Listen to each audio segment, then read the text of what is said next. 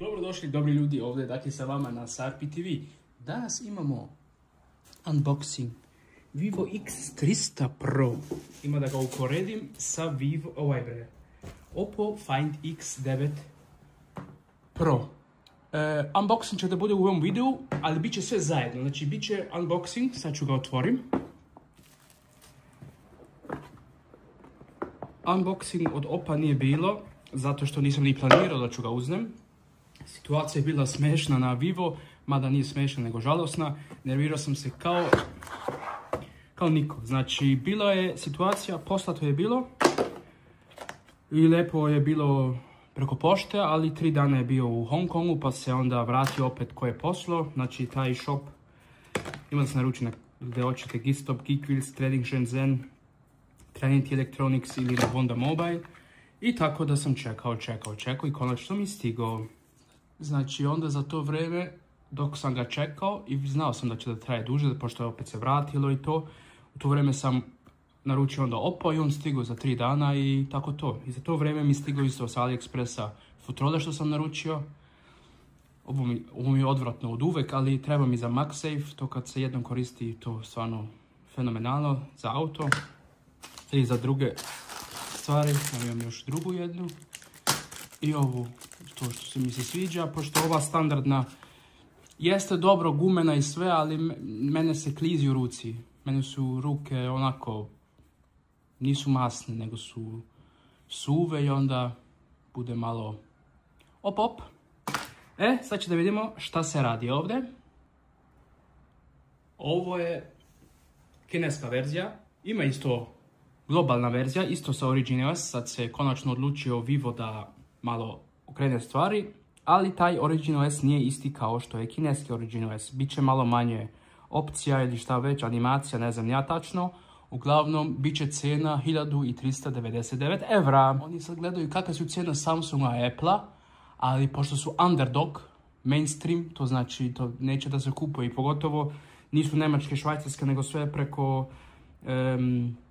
Amazona ili preko Holandije i to, znači nije preko operatera, provajdera, to znači da će da bude teško da se to, da okrene tu priču, mada ja sam uvijek za kinesku verziju, prvo zbog cene, drugo zbog updatesa, mnogo brže stižu updatesi i zbog baterije. U ovom slučaju Vivo daje bateriju od 5400 i nešto mAh, to su skoro 1000 manje nego na kineskoj verziji, 6510.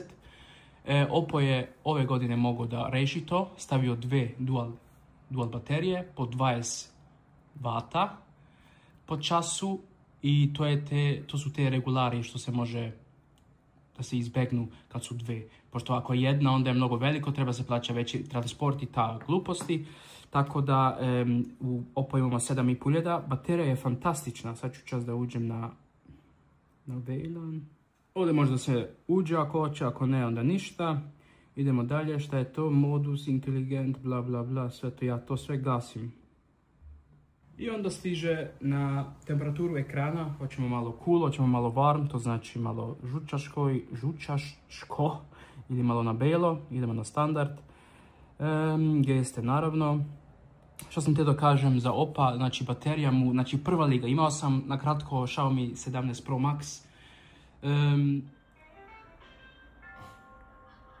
Baterija je dobra, jaka, ali za 7500 malo više očekuješ, malo jače nego iPhone, ali ovo je znači nemam reći, ovo 12 sati, 13 sati, screen on time, bez problema. Ja koristim ovdje sad jednu karticu, ali 5G zna se malo više troši, ali znači ovo je game changer. Ovo se tražilo, ovo je inovacija, znači full. Idemo, Origin OS pali se, evo tako stiže, bez Googlea, bez ničega. Idemo odmah u settings, globalne suhe, ajde proda dušu, proda sve, ajde. Ideš gore i ukucaš Google, vidiš da je Google tu, aktiviraš, ideš tu, sad ti je upaljen Google Play Service, a nemaš market, šta radiš? Ideš ovdje u browser, da ukucaš na koju Hoću stranicu, ja uvijek volim da idem na APK Mirror, pošto mi nekako proizdanije i sigurno je, nisam uzeo VLAN, sad treba čas da uđem u VLAN.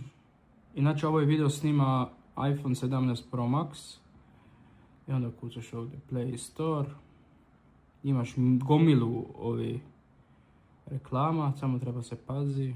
Mada kad staviš u DNS, kad staviš DNS AdGuard, nemaš reklame nigdje, ni na sajtu, ni na appovima.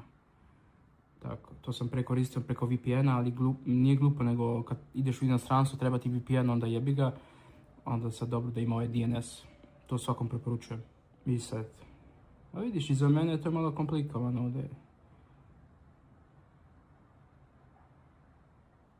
I čim vidiš na plavo, neki put je zeleno, ne znam sad što je plavo, scroll to available downloads. Tu klikneš i sad se stigne dole aktuelne verzije. Ti tražiš što piše APK, nešto traži što piše bundle. Bundle može isto da se instalira, ali treba druga aplikacija, tako da je lakše APK. Idemo. Klikneš na allow. Ja uvijek gasim ovo od njihovo da verificira aplikacije, to traje samo vrijeme i ne treba uopšte, ja znam šta instaliram, tako da to nije problem. Baš su lijepi crno rubovi, baš su mali, sad će da vidimo kako izgleda protiv Oppo.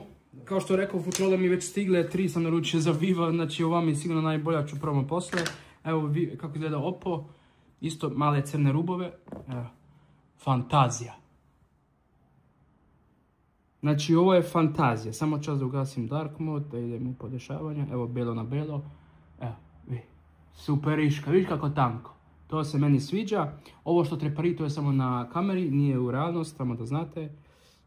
I tu onda počinjemo da uporedimo. Šta se tiče kamera, to će da bude par fotografija i ako stignem mogu da snimam, selfie neću, to mene ne interesuje. Ako izgledaju pozadi, ovo je neka bela boja, ovo je neka crna se zove, ali je više na sivo, tamno, bež, brown, ne znam ja. Od veličine su jednaki.